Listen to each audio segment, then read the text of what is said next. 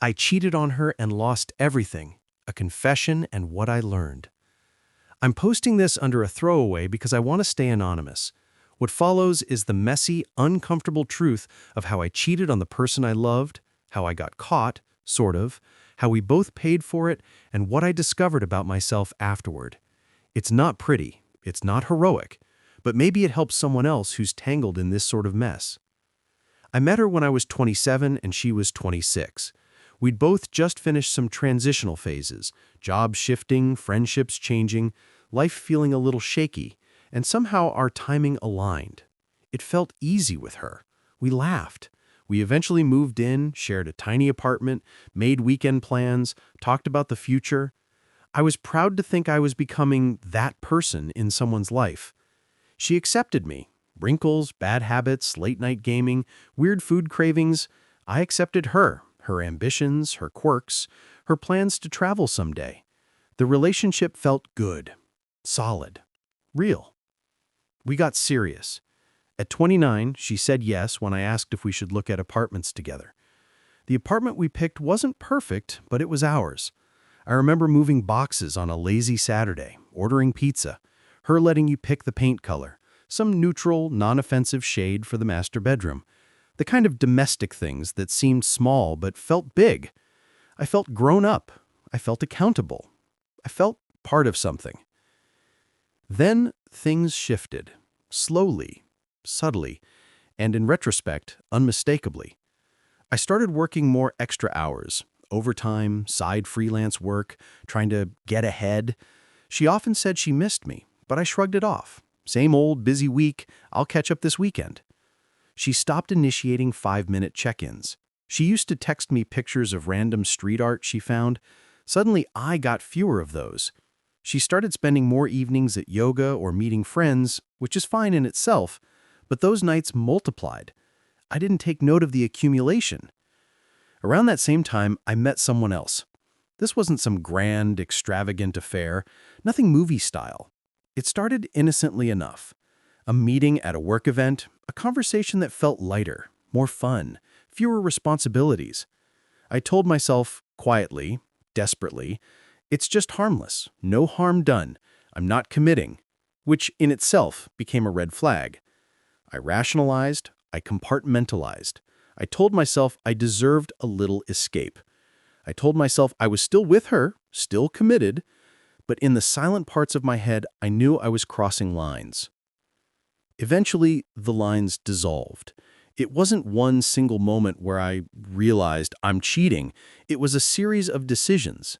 Staying a little later at a dinner alone, picking up a drink even though I said I'd go home, checking my phone for messages I didn't want anyone else to see. The other person and I, let's call her the other person, met outside work stuff one night. We talked. I felt alive in a way I hadn't in a while.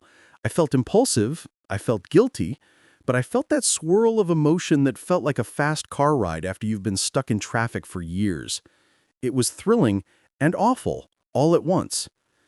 It didn't stay hidden forever. I began to lie. I'd say I was at a friend's house when I was meeting her. I told her I was locked in an urgent project when I wasn't. She trusted me. I knew she trusted me. That fact alone should have stopped me. But the rationalizations kept coming. It's not forever. I'll stop soon. I'm still with her. Eventually, the other person texted me late one night in the dark, and I actually flinched when my partner sent a message on our shared chat. My chest tightened. I deleted logs. I muted notifications. I was living two lives, the good partner life and the secret life. And that steady dual existence began to tear me from the inside. The guilt started creeping in. I sometimes looked across to her in our apartment, ironing clothes or reading something, and I felt I was standing on a ledge looking down at everything I'd built. I felt like I was living in a house with glass walls. I felt trapped by my own choices. But I rationalized. We'll be okay once this is over, once I decide, once I fix this. The fix never came. One evening she confronted me. She didn't accuse, she asked questions. You seem distant. You don't talk like you used to. Are you happy? I said yes, but I didn't sound like it. She said, maybe we should take a weekend away, just the two of us. I agreed, though part of me already knew we'd lost something. We went away for that weekend. It was a cabin, with fireplaces and long walks, super romantic in theory. And in practice, I was there but not there. I was partly she, partly someone else. I tried to focus. I tried to be present, but the secret weighed on me like wet boots. She asked about the silence, asked about my mind wandering. I lied. I told her, just work stuff. She accepted it. But I saw the disappointment in her face. It was painful to watch. She didn't lash out. She just looked tired. That weekend, we came home, and I stayed late at work the next week. I got a text from the other person, "Can we meet tonight?" I said yes. I came home later than usual. Her final message, "Be safe, love you." I walked into the house, and I saw something. A little handwritten note stuck under our coffee mug. "I missed you." My heart sunk. I held it. It felt heavy. That night, I tossed and turned. I realized maybe I was already done with us, even if I didn't want to admit it. But the affair escalated. We met, we lied, we hid. The emotional cheating gave way to physical closeness. I can't describe the guilt quite right, like having vinegar in your blood, like having a song stuck in your head that you don't want to hear but can't turn off. I started to feel disconnected at home. I stopped sharing thoughts. I stopped planning. I stopped caring about the color of the walls or the coffee mug sets. I stopped noticing her. It's embarrassing to say now. I was so absorbed in the secret, I forgot the real. And the real person felt it. Then came the day of reckoning. I got a message. Her friend reached out. "Hey, are you okay? She seems hurt." The same day, she came home earlier than I expected. The other person and I had scheduled something. I wasn't ready. She asked calmly, "What's going on?" My throat closed. I told her nothing. She waited. The living room felt too big, the silence louder than the words. I looked at her and I saw a glimmer of what I used to see. Hope. And then confusion. I wanted to tell her, but I panicked. I said I was tired and I'd sleep early. I walked away. A few days later, she found texts on my phone. Not the big ones, but the creeping ones. Brief chat notifications, a name she didn't know. I left the phone on the charger. She picked it up. She asked what it was. I froze.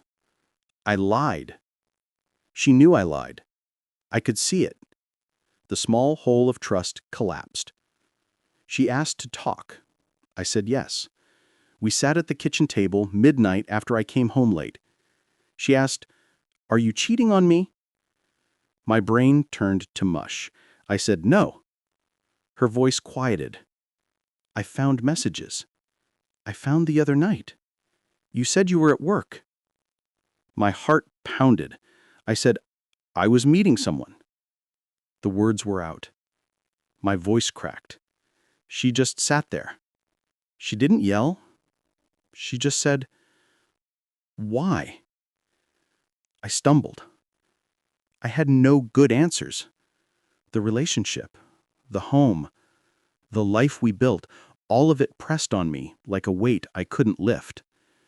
She left. Not immediately. She stayed that night, but her side of the bed was empty. I felt the absence in its physicality.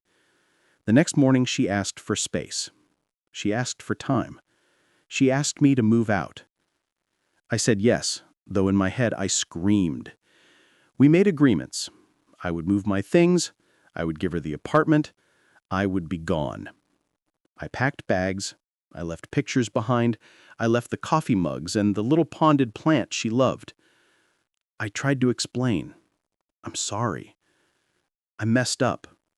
I didn't mean for this to go this far. I still care for you." She listened politely. Her eyes said, "It's over." And I nodded. Once I was out, I stayed at a friend's for a while. I barely slept, I barely ate.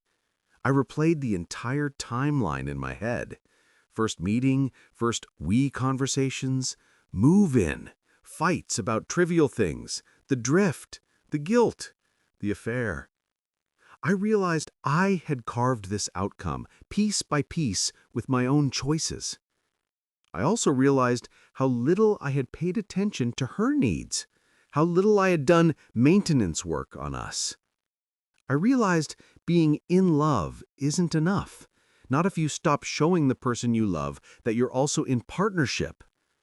I realized I had privilege. Someone loved me, waited, trusted me, and I betrayed that. I realized the person I cheated with wasn't really the problem. I was. I was running away from something inside me and used the affair as a diversion. Over time, I confronted the wreckage. I saw her apartment emptier, her laughter gone from our home, little daily rituals we shared stopping. I saw our mutual friends take sides or step away. I saw her rebuild. I saw me trying to rebuild. I tried therapy. I wrote journal entries like, I am responsible. I caused this. I missed something. I hurt someone who didn't deserve it. I kind of hated myself for a while. I realized the affair stole more than the relationship. It stole my integrity. I began to understand forgiveness isn't about the other person. It starts with me accepting the error, feeling the shame, and trying to learn. Now, a year later, or near enough, I live in a smaller apartment. I bought fewer things. I travel less. I avoid dating for now. I gave up the idea of desperately needing to fill the void with someone's presence. I started focusing on being steady. I started being honest, first with myself. I started checking in. How am I feeling? What do I need? Am I treating the person I care about with respect or convenience? I started doing things I'd neglected, calling friends, writing letters, doing small acts of kindness. I started trying to live in a way where I don't need to escape the real to chase the thrill. I also realized something. The person I cheated with, for all the excitement, was not my partner in a deeper sense. When I ended the affair, I felt weirdly grieving, not for the other person, but for what I had become as part of the affair. The quiet Monday morning texting, the sneaking around, the adrenaline, they were addictive in their own way, but shallow. They disguised the real things I needed: connection, vulnerability, partnership. I let the affair convince me I wanted all of that when really I was avoiding talking about our drift, avoiding saying, I'm unhappy, avoiding remembering that relationships are work. My biggest regret? That I didn't speak up sooner. Not to her, not to myself. That I didn't say, I feel off. That I waited until the cheat to wake me up. I lost time. I lost trust. I lost someone who believed in me. I hurt someone who didn't deserve that hurt. In the end, I learned something. Cheating isn't just the act. It's a symptom of something deeper. It's not just about living for the moment. It's about escape, avoidance, convenience. It's the opposite of building something. And building something, relationship, trust, life, requires showing up every day, especially when you don't feel like it, especially when the thrill is gone, especially when you're tired. That's when the real love works.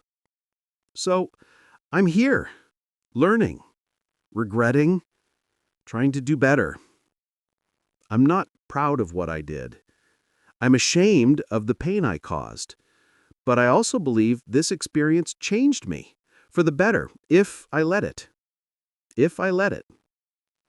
I reflect on it now, not to punish myself forever, but to remember what it felt like to be the one responsible for a reckoning, so I never cause it again. If you're reading this and suspect something's off in your relationship, I don't have easy advice. I just have this. Talk. Ask. Dive into the discomfort. Don't wait for the affair, don't wait for the wreck, because it'll spill out whether you want it to or not. And when it does, you'll wish you started the conversation earlier. Reflecting on all of it, I can say, I lost her. But I found a version of me I need to keep working on. I won't erase what happened, but I won't let it define the rest of my life. I choose to carry the lesson.